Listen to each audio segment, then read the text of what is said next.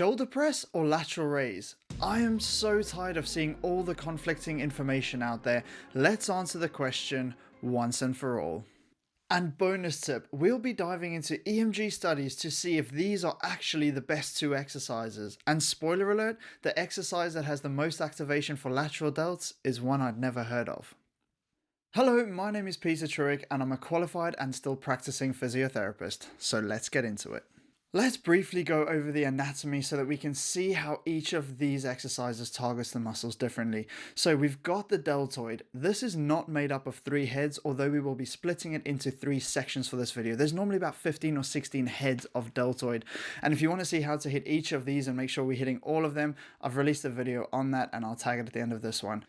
For now, we need to know that the deltoid is comprised of 3 main sections. So you got the front or anterior head, you've got the outside or the lateral head, and then you've got the rear or the posterior head of the deltoid. And we're going to be mainly looking at anterior, so front, and lateral, so side. Now, the shoulder is a lot more complex than that, but if you want to really get into the anatomy, I've done a video describing all of the anatomy and how different exercises hit it differently, and I'll also link that one at the end of today's video. Let's talk lateral raise. Now, shock, the lateral raise hits the lateral head of the shoulder. I bet you couldn't have guessed that one. But what you didn't know is that the shoulder press actually also hits the lateral head of the shoulder. And even more surprisingly, it hits the lateral head of the shoulder almost as much as it hits the front head of the shoulder. So it hits the front delt as much as it hits the outer delt or the lateral delt. Well, now I know the question you're asking. Well, if the shoulder press hits the front delt, well, it hits the lateral delt almost as well as the lateral raise, not much in it. What's the point of then doing a lateral raise?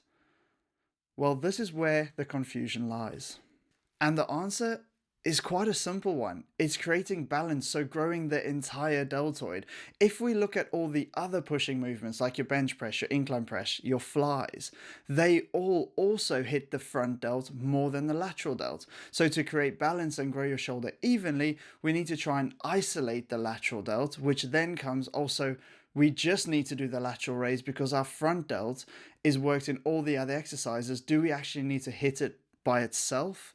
So this is why there's so much conflicting evidence there, and I'll talk you through it. So the answer is, if you're looking to build massive shoulders, you need to be doing both. You need to be doing your overhead pressing, you need to be doing your lateral raises, and you need to be doing your rear delts.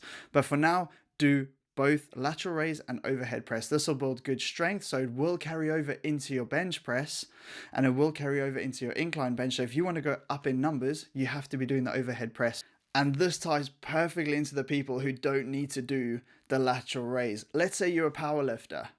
Why do the lateral raise? All you need to do is the overhead press because you are going to be looking to use that overhead press to increase the number on your bench press. So if you are purely tunnel visioned on building as much strength as possible, go with the overhead press or the shoulder press. Now, if you've been neglecting your lateral delts for years and you've just been doing the bench press with horrible technique and your front delts are way blown out of proportion compared to the lateral delts, then you are in that small group of people, and I say it's a small group of people who need to just do lateral raises. Don't bother with the overhead press or the shoulder press, whichever words you want to call for it. You just need to do lateral raises because your lateral delts and probably your rear delts as well need to catch up. The question I asked was, are these 2 exercises even the best 2 exercises for the job? So naturally, being a nerd, I dive straight into the research looking at EMG studies. The first study is looking at the bench press, the dumbbell fly, the shoulder press, and the lateral raise. And first, let's take a look at the anterior deltoid. So bench press hits it quite a lot, the dumbbell fly hits it quite a lot, the shoulder press rarely hits it, and funny enough, the lateral raise also hits the anterior deltoid. So if we then jump onto the lateral deltoid, we can see quite clearly that bench press hardly touches it, the dumbbell fly hardly touches it, the shoulder press hits it quite a lot, which is good, and the lateral raise also rarely hits it the most, but not much in it between shoulder press and lateral raise. But this we already know, so I asked, well, is shoulder press even the best exercise for the anterior deltoid? So I looked at some other studies. The first one was looking at the Arnold press versus the overhead press. And actually, when it comes to anterior deltoid and medial deltoid activation, it hit the heads more than the shoulder press.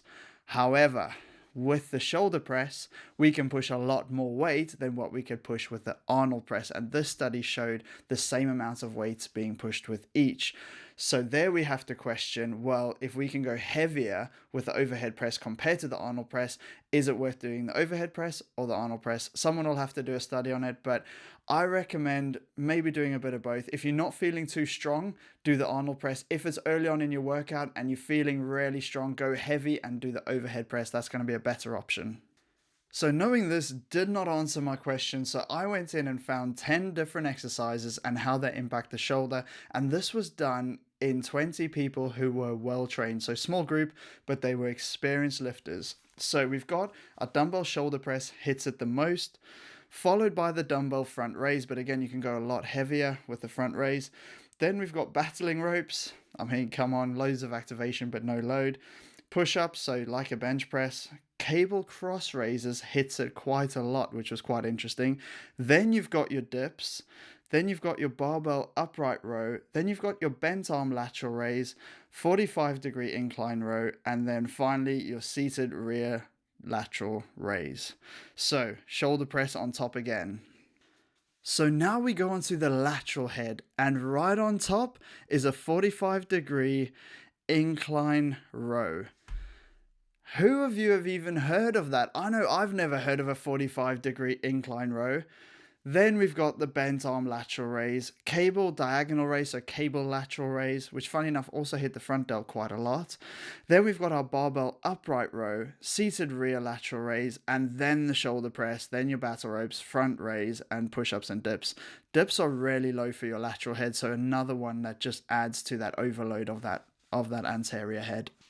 And in this specific study, they also looked at the rear delt activation where your seated rear lateral raise was way on top, then your 45-degree incline row. And it was not as much activation as it did for the lateral head. So this is more lateral and rear head for this movement. I tried this in the gym and I actually really enjoyed it. I didn't feel much in the way of my rear delts kicking in, but it reminded me a lot of the upright row, and the technique they outlined in the study reminded me a lot of the upright row, keeping your forearms perpendicular to the ground. What I found here was all the soreness I get in the shoulder from the upright row was gone. So if your upright row is hurting your shoulders and it just doesn't feel nice, which is why I don't personally do it, I've dislocated my AC joint, and it irritates the life out of it. This 45-degree incline variation of an upright row was absolutely insane, and the shoulder pump in my lateral head was insane. A must-try exercise if you've never done it. If you just feel your rear delts kicking in, you're probably like rowing too much instead of that upright row type technique. But give it a go and let me know how you find it in the comments. So then I decided to get crazy technical, and we can target different muscles of the scapula by choosing different types of weights to do for the overhead press. Now this blew my mind a little bit. So that showed that a kettlebell overhead press really hits serratus anterior, so those gills, and your shoulder press and dumbbell press all hit more of your lower traps and upper traps, which was I found really interesting. And if you're a nerd like me and found that interesting, let me know down below and I will do a full video covering that exact topic. So to answer the question, you need to do both. For 99% of people, you need to do both. You can swap it around. Let's say you've done a really heavy bench press day. Do your lateral raises first and then finish off with a few Arnold presses or overhead presses, but not to max effort. If you haven't done really heavy benches and you're starting off with shoulders, start off with heavy shoulder press and then go onto your lateral raises and then go onto your cable lateral raises. And you can do your lateral raises with straight arms or bent arms. Do a variety of it because, as I said, there's over 15 heads on each shoulder, not just 3. So the more angles you hit it from, the better. Upright rows were also really good. Give these 45-degree incline sort of upright rows a go. I really like them. You might too. For the rare people, if you're just looking for strength and you've got tunnel vision and don't care about the physique, just do the overhead press. And if you're old school meathead who hasn't done any lateral raise work and just done poor bench press and shoulder press and bicep curls, you probably need to do some lateral delts, so you can leave the overhead presses for a while, at least until the shoulders look fairly even. Now, if you want to know how to hit all 15 heads of the shoulder, check out this video. And if you want to understand all the anatomy behind the shoulder blade and how it affects our movement, watch this video. Until then, guys, I'll see you in the next one.